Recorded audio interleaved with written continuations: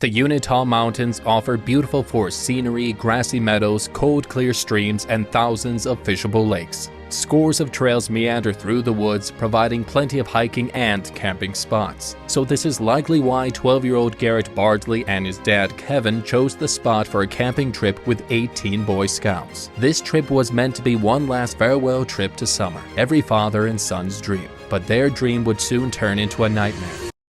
Bardsley disappeared on a camping trip March 20th with nothing but a fishing pole and the wet clothes he was wearing. On August 19, 2004, 12-year-old Garrett Bardsley and his father Kevin went on a camping trip with a group of Boy Scouts up into the Utah Mountains in Utah. This was not an official Scouts trip, but Garrett and a lot of the boys from his troop had become close friends, so their dads got them together for one last camping trip before school started. That Thursday night went off without a hitch. The boys and their fathers got settled into a safe, warm spot and slept beneath the stars. It was a bit of a cold night, as temperatures were at least 20 degrees colder up in the mountains than at ground level. But the next morning, Garrett and his dad woke up bright and early and went to a small nearby lake for some fishing. The campers had planned to leave on Saturday, August 21st, so Kevin and his son wanted to spend as much time together as they could until then. But a tragedy occurred before they could finish their trip. Garrett's shoes and socks got wet. Kevin asked if his son wanted to go back, but Garrett said that he would be fine and they continued to fish. But walking around in soaked shoes is a recipe for sore feet, and it wasn't long before Garrett got too uncomfortable to keep fishing. So he asked his dad if he could go back to their campsite alone to change his clothes. The rest of their Boy Scout group was camped nearby, up the hill less than a quarter mile from where Garrett and his dad were fishing. Kevin was hesitant to let his son go alone, but since the campsite was less than 150 yards away and they hadn't seen any wildlife in the area,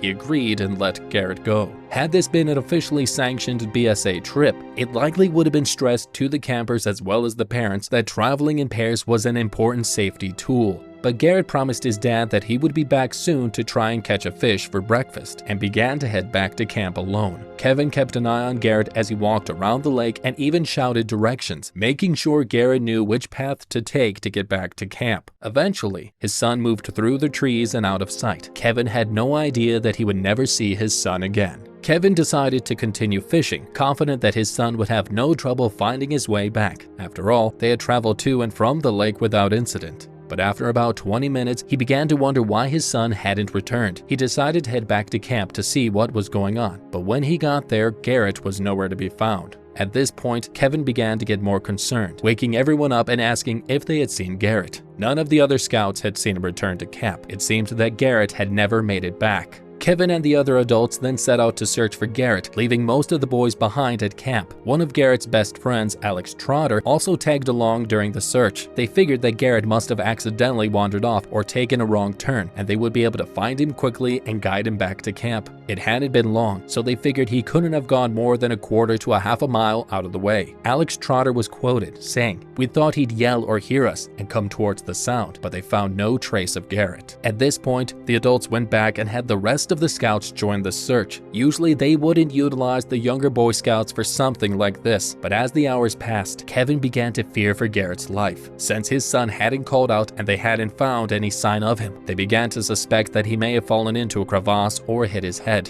Now, Garrett's best friend Alex was actually the son of Wally Trotter, who was not able to make the trip due to work. But as the initial search failed to turn up anything, his son called Wally to let him know that Garrett had gone missing. Wally immediately left work and headed there. On the way, Scoutmaster Trotter recalled a time that Garrett, on a previous camping trip, had come running into camp claiming that he had seen a bear. Wally, seeing this as a teaching moment, had gathered up the scouts and asked Garrett to lead them to where he thought he saw it. Before they had even reached the tree line, Scoutmaster Trotter claimed to see the bear, pointing at a random spot in the trees ahead. Predictably, the boys panicked and scattered, and Wally was able to teach them a lesson on how to properly react in that moment. If Garrett had indeed seen a bear and panicked, then he might have sprinted off in the wrong direction, thinking he was heading towards camp, but instead just getting himself lost. Still, Scoutmaster Trotter was hopeful that he would arrive to find that the search was over and Garrett was safe and sound. But when he got to camp, Garrett was still missing. The group searched for most of the day, but as night fell, things looked grim. Temperatures had dropped to less than 30 degrees Fahrenheit, and the adults spent the entire night lighting bonfires to try and give Garrett a beacon to head towards. But by morning, when they still hadn't heard from him, they contacted the authorities. More than 200 volunteers and search and rescue team members searched for Garrett on August 21st. Teams from Utah, Salt Lake, Wasatch, and Duchesne counties were joined by additional search and rescue teams from Cache County to help. Garrett had no backpack or provisions with him. He only had a short, black and chrome ice fishing pole with him when he disappeared, and his socks and shoes had been soaked. The only evidence that searchers found was a Nike sock, when it was discovered half a mile away from where he disappeared in a granite boulder field. Summit County Sheriff Dave Edmonds commented on the sock, saying, "The sock appears that it was taken off of a wet foot, wadded up, very consistent with what we know about Garrett." Given where the sock was found, Edmonds suggested that Garrett may have sought shelter from the cold weather, possibly by going up into the boulder field to find a crevasse or outcropping to protect himself. However, a search party volunteer later reported that he had lost a sock during the search after having to change his socks due to the weather, so it is possible that the sock belonged to the volunteer and not to Garrett.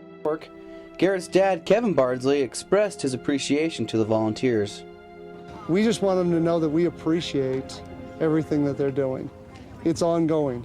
The Bardsleys will continue searching for their son until the winter weather permits. Further searches were conducted after the winter of 2004, but unfortunately, they did not yield any new clues about Garrett's whereabouts. It was believed by the police that he had probably gotten lost in the wilderness and died of exposure. But in 2009, almost 5 years to the day that he vanished, there was an unusual development. The team behind the TV show America's Most Wanted called the Summit County Sheriff's Office to report a tip from a woman who had thought she had seen Garrett with two men in a grocery store at the end of July. Summit County Sheriff's Office Detective Ron Bridge told the Park Record. A female in Elko, Nevada, explained that she was 20% sure that she saw Garrett Bardsley in a Smith's. We receive a lot of tips like this, but this one actually came from America's Most Wanted, so it was a little different for us. Detectives were swiftly dispatched to investigate the potential sighting and the store's security footage, but nothing seems to have come of the lead. We have seen the Smiths' footage from their security cameras. It's not 100% clear, but the possibility of it being Garrett Bardsley is very, very slim, Bridge added. However, it did raise doubt in the minds of some people about the official explanation of an exposure death. After all, Garrett disappeared in a very short space of time and there was never any trace of him found. Why did he not hear the shouts of his father or other rescuers? Why was there no blood if he was injured or attacked by an animal? The local police ultimately concluded that there was insufficient evidence to suggest that Garrett had been kidnapped, but there was no way to know for sure what happened that day in August. The official search for Garrett lasted 9 days and covered a 3-mile radius in the rugged mountains from where he was last seen. After the official search ended,